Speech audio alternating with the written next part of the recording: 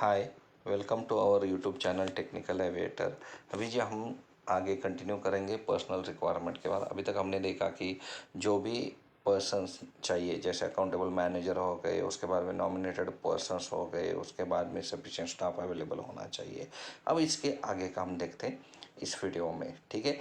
तो अब इसके बाद बोला है जितने भी पर्सन आपके पास में अवेलेबल है या आपने अपॉइंट किए, ठीक है, जैसे आपने नॉमिनेटेड पर्सन है, उसके बाद में आपने सफिशिएंट स्टाफ भी आपने क्या किया है as per the scope of the organization, आपने क्या किया है वहाँ पे पर्सन को अपॉइंट किया है। तो अभी उन सभी पर्सन्स को कॉम्पिटेंसी चेक करने के लिए ऑर्गेनाइजेशन को एक प्रोसेस इस्टेब्लिश करनी पड़ेगी, एक प्रोसेस कंट्रोल करनी पड़ेगी, ठीक है। जैसे मेंटेनेंस में जो भी पर्सन इन्वॉल्व है उनकी कॉम्पिटेंसी चेक करनी है, ठीक है। मेंटेनेंस प्रोग्राम डेवलप करने के लिए जो पर्सन आपने अपॉइंट किए उनकी कॉम्पिटेंसी चेक करनी है। जो एआरसी कैरी आउट करते हैं उनकी कॉम्पिटेंसी चेक करनी है। उसके बाद में मैनेजमेंट, उसके बाद में क्वालिटी ऑडिट्स कैरी आउट करते हैं, तो उनके लिए कोई प्रोसीजर आपको क्या करनी पड़ेगी, इस्टेब्लिश करनी पड़ेगी। वो procedure as per the standard which is agreed by the DGCA, वैसा ही आपको क्या करनी है, प्रिपेयर करनी है।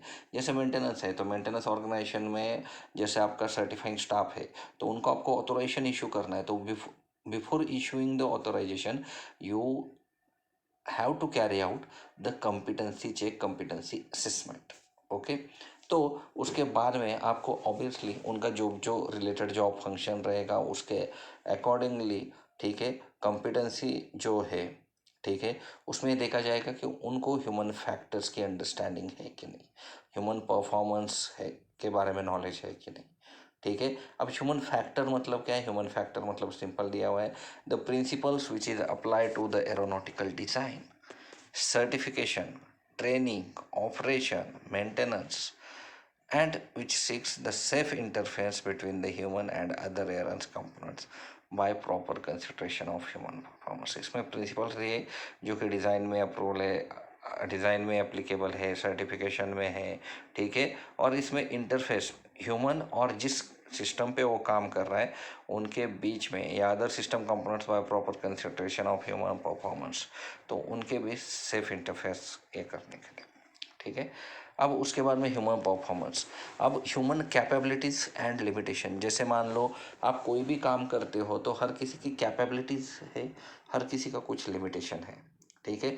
लेकिन उस कैपेबिलिटीज़ और लिमिटेशन की वजह से एयरक्राफ्ट या एरोनॉटिकल ऑपरेशन के पे या एयरक्राफ्ट पे की सेफ्टी पे, एयरक्राफ्ट की इफ़िशियंसी पे क्या इम्पैक्ट पड़ेगा, ठीक है, उसके बारे में जो होता है that will be your human performance, ठीक है। मतलब आपकी कैपेबिलिटीज, ह्यूमन लिमिटेशंस, उनका safety and efficiency of aircraft और एरोनॉटिकल ऑपरेशंस पे जो इम्पैक्ट होगा that is your performance, okay. मतलब कैपेबिलिटीज एंड लिमिटेशंस वो जो है वो परफॉर्मेंस है, ठीक है। उसके बाद ऑर्गेनाइजेशन एक और चीज़ इंश्योर करेगी, जैसे फॉर एग्जांपल अगर आप D1 में अप्रूव हो, ठीक है, तो ऑब्वियसली आप D1 में क्या है, जैसे non destructive testing, non destructive inspection है, इसमें बहुत सारे हैं, ठीक है। इसमें लिक्विड पेनिट्रेंट इंस्पेक्शन है, टेस्टिंग है, ठीक है। इसमें MPI है, मैग्नेटिक पार्टिकल इंस्पेक्शन है, इसमें अल्ट्रासोनिक टेस्टिंग है, एडी करंट टेस्टिंग है।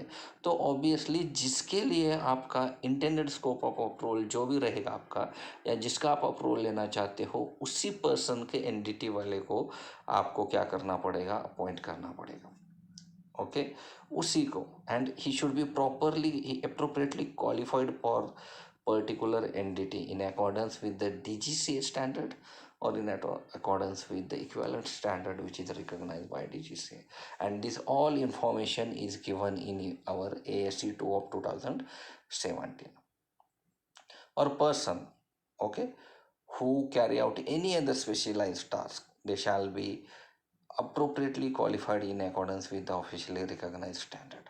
For example we can say that the welding, ठीक है, उसके लिए प्रॉपर अलग से ट्रेनिंग होती है वेल्डिंग की, और उनके लिए जो स्टैंडर्ड डीजीसीए ने रिकॉग्नाइज किया है उसके अकॉर्डिंग प्रॉपरली क्वालिफाइड होने चाहिए, okay.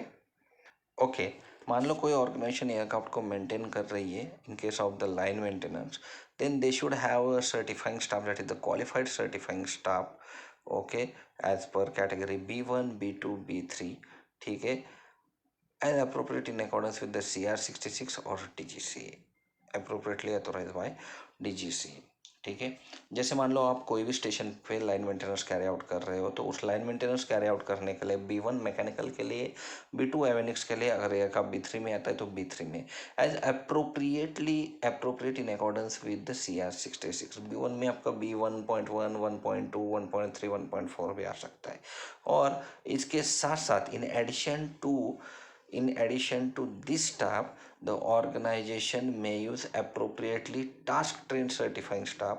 They should hold the privilege. They should and holding they should holding the privileges of the certifying staff, but they should or they have the appropriately task trained staff. Okay, they are appropriately task trained staff. ठीक, and they have the qualification as per the CR66, and they are approved or they are authorized to carry out the minor schedule line maintenance and simple defect rectification. Okay, obviously अगर आपके पास, अब ये कौन से है appropriately task trained certifying staff, we can say that the category A licence holder. Okay, हमने जैसे हम CR66 देखते हैं तो CR66 में प्रिविलेजेस में दिया हुआ है कि जो कैटेगरी ए लाइसेंस होल्डर है वो CRS कब इशू करते, जैसे कि minor schedule line maintenance and simple defect rectification carry out होने के बाद में वो क्या कर सकते हैं, CRS इशू कर सकते हैं। वो वर्क कैरी आउट करते हैं, उसके बाद CRS इशू करते हैं। अब ऐसा नहीं है कि जैसे आपके पास एक लाइन स्टेशन पे कैटेगरी ए, तो आप कैटेगरी ए के रखे आपने तो B1 की ज़रूरत है, नहीं, ऐसा नहीं, ठीक है। The availability of such certifying staff, that is the appropriately task train certifying staff, shall not replace the need for category B1, B2, B3 certifying staff as appropriate. They shall not replace, ठीक है, किसी भी हालत में वो replace नहीं कर सकते। आप रख रहे हो in addition to B1, in addition to B2, in addition to B3, अगर आप कैटेगरी ए लाइसेंस होल्डर वहाँ पे अपॉइंट कर रहे हो, वहाँ पे उस लाइन स्टेशन पे अवेलेबल है, देन ठीक है, सही है, लेकिन वो रिप्लेस नहीं करेंगे। मतलब कैटेगरी ए वाला है तो B1 वाला नहीं है, चलो कोई बात नहीं, कैटेगरी ए वाला है वही मेंटेनेंस कैरी आउट करेगा, वही सर्टिफाई करेगा, ऐसा नहीं हो सकता, वो रिप्लेस नहीं कर सकते, because they are the appropriately task train certifying staff, ठीक है। वो पूरे एयरक्राफ्ट को सर्टिफाई नहीं कर सकता, B1 वाला पूरे एयरक्राफ्ट को सर्टिफाई कर सकता है। वो जो है आपका appropriately task train certifying staff, वो सिर्फ पर्टिकुलर जिस टास्क का उन्होंने ट्रेनिंग किया हुआ है उसी टास्क को सर्टिफाई कर सकते और minor line maintenance carry out कर सकते या फिर simple defect rectification carry out करते हैं। इसके बाद में उसके बाद में अगर वहीं पे बेस मेंटेनेंस कैरी आउट हो रहा है, तो हमने CR66 में देखा है, बेस मेंटेनेंस कैरी आउट करना है कॉम्प्लेक्स मोटर पावर्ड एयरक्राफ्ट का, देन आपके पास में कैटेगरी C लाइसेंस होल्डर का सर्टिफाइंग स्टाफ अवेलेबल होना चाहिए। ओके, अगर आपने CR1458.35 वो जितने भी रिक्वायरमेंट्स दिए पर्सनल रिक्वायरमेंट में, वो रिक्वायरमेंट आपने फुलफिल किए, देन आपको category C licence holder available होना चाहिए। And in addition to category C licence holder, to support to support the category C certifying staff organisation के पास में आपका B1, B2 स्टाफ भी होना चाहिए, ठीक है। क्यों होना चाहिए, क्योंकि B1, B2 licence holder can work as a support staff in base maintenance. Okay, obviously base maintenance में वो सर्टिफाइंग स्टाफ का काम नहीं करेंगे, वो अपने सर्टिफिकेशन प्रिविलेजेस यूज नहीं कर सकते, but they can assist to और they can assist the category C licence holder, ठीक है। और इसीलिए उनको क्या बोला गया है, वहाँ पे सपोर्ट स्टाफ बोला गया है, ठीक है। और B1, B2 support staff in case of the base maintenance वो आप क्या कर सकते हैं, रिलीवेंट टास्क इंस्पेक्शन जो कैरिड आउट हुए वो as per required standard carry out हुए कि नहीं वो इंश्योर करेंगे, एंड उसके बाद कैटेगरी C लाइसेंस होल्डर वहाँ पे CRS इशू करेगा और उस B1, B2 सपोर्ट स्टाफ के लिए ऑर्गेनाइजेशन रजिस्टर मेंटेन करेगा, ठीक है। उसके बाद कैटेगरी C सर्टिफाइड स्टाफ है, तो बेस मेंटेनेंस में जो भी वर्क अलॉट हुआ था, ठीक है, या जो भी मेंटेनेंस चेक कैरी आउट करना था वर्क पैकेज में जो दिया था, वो वर्क कैरी आउट हुआ है एज पर द स्टैंडर्ड, ठीक है।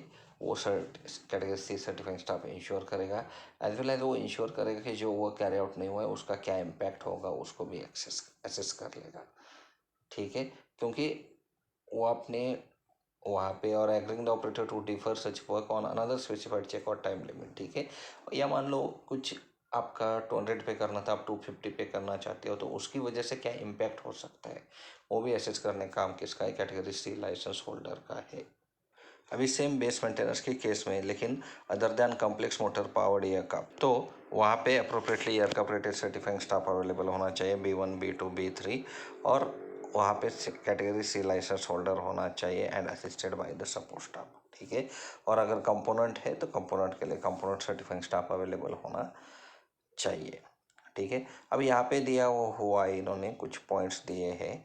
ठीक है, जैसे मान लो ऑर्गेनाइजेशन की फैसिलिटी, ठीक है, आउटसाइड इंडिया लोकेटेड है, तो सर्टिफाइंग स्टाफ कहाँ से क्वालिफाई होना चाहिए, तो इन्होंने दिया है वहाँ पे ऑर्गेनाइजेशन की फैसिलिटी आउटसाइड इंडिया है, तो जो सर्टिफाइंग स्टाफ है वो क्वालिफाई होना चाहिए with the national aviation regulation of the state in which organisation facility is registered. ठीक है, ऑर्गेनाइजेशन की फैसिलिटी जहाँ पे रजिस्टर हो गई, उसी के नेशनल एविएशन रेगुलेशन से वो क्या होना चाहिए, क्वालिफाई होना चाहिए।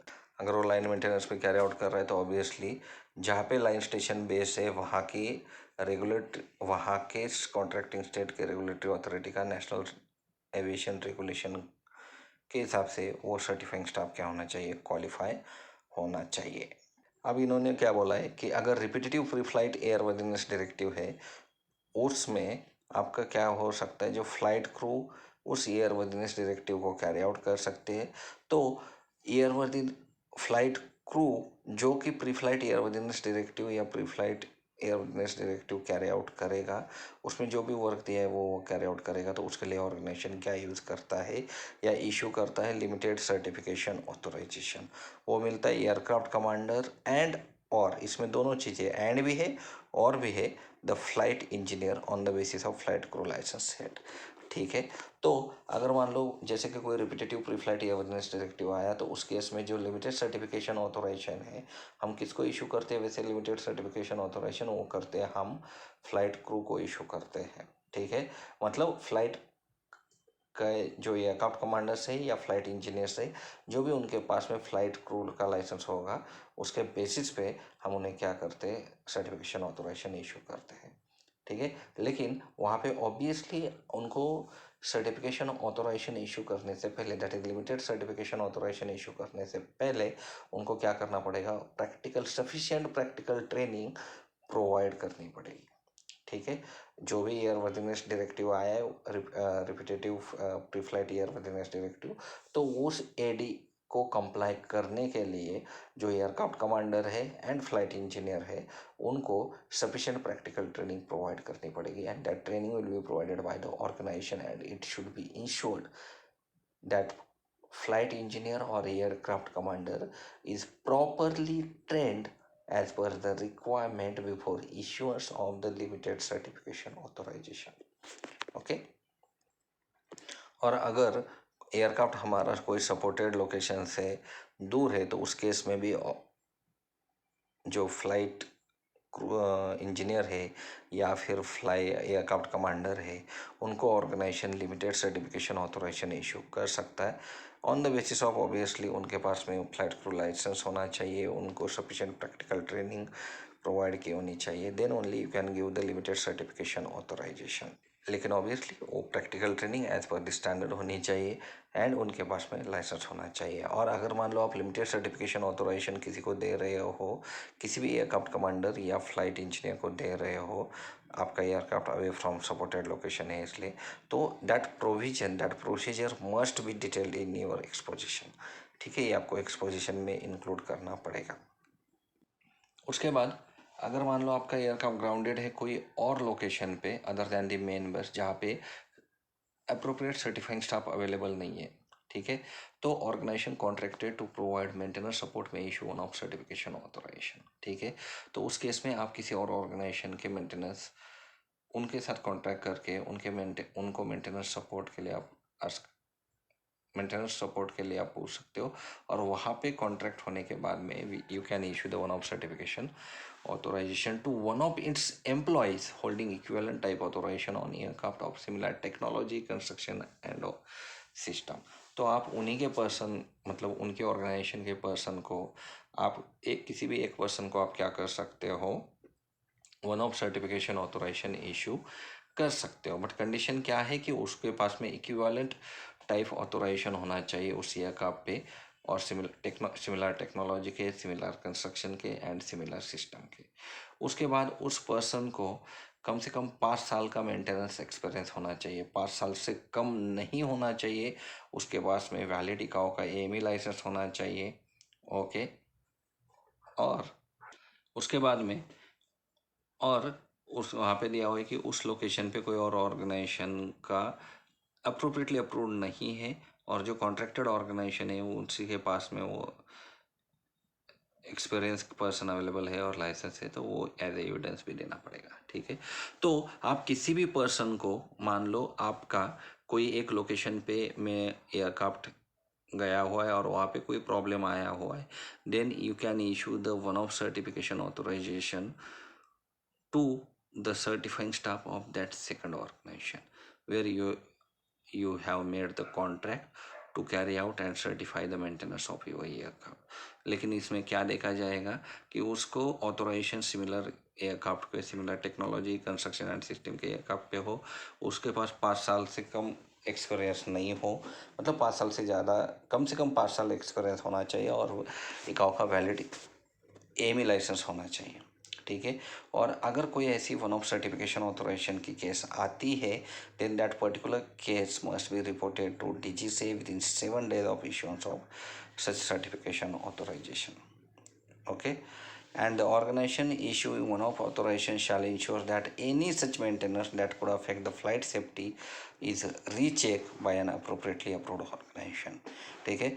On off certification authorisation issue किया करने वाली ऑर्गेनाइजेशन ये इंश्योर करेगी कि जो भी मेंटेनेंस हमने कैरी आउट किया है वो जो एयरक्राफ्ट सेफ्टी पे अफेक्ट करता है, ठीक है, वो हमने रीचेक किया है बाय अप्रोप्रिएटली अप्रूव्ड ऑर्गेनाइजेशन।